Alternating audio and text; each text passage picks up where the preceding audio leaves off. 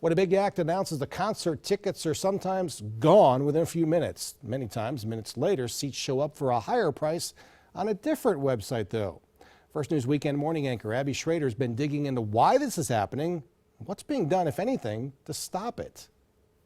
It's happened to a lot of us. We go online as soon as tickets for a concert go on sale, only to be told that it's sold out. We can blame that on ticket bots, robots programmed to buy instantly thousands of tickets and then sell them at higher prices. And as I learned, it's not just the fans that are losing out.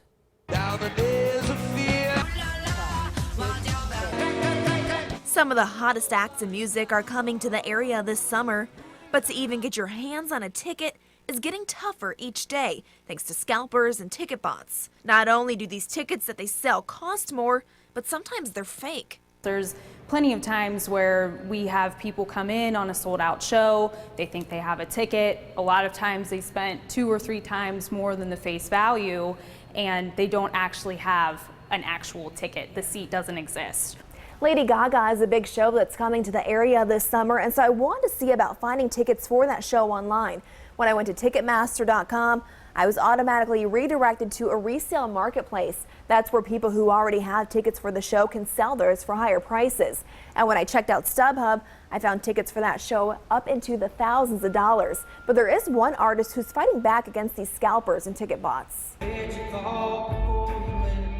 Country singer Eric Church recently announced on Twitter that he's, quote, standing behind his vow to put face value tickets in fans' hands.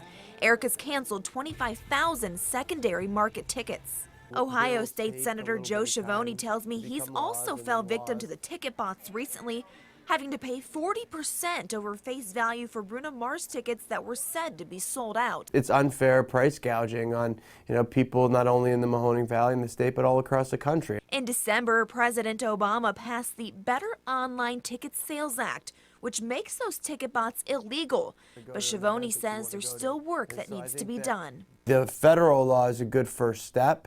We just have to see as a state how we can pair our laws in order to fill those holes, if there are holes, after that bill starts getting enacted. And these ticket bots aren't just hurting the concert goers. The building's not getting facility fees, which helps make our building run. The promoter of the show is not able to be profitable, which again makes it better to have shows. Yeah.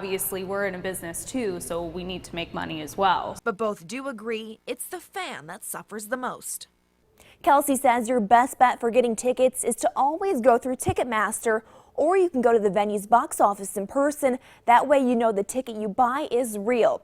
And Senator Schiavone plans to speak with the Ohio Attorney General about this issue to see if there's some sort of legislation that can be put in place, and that's something we will be following up with.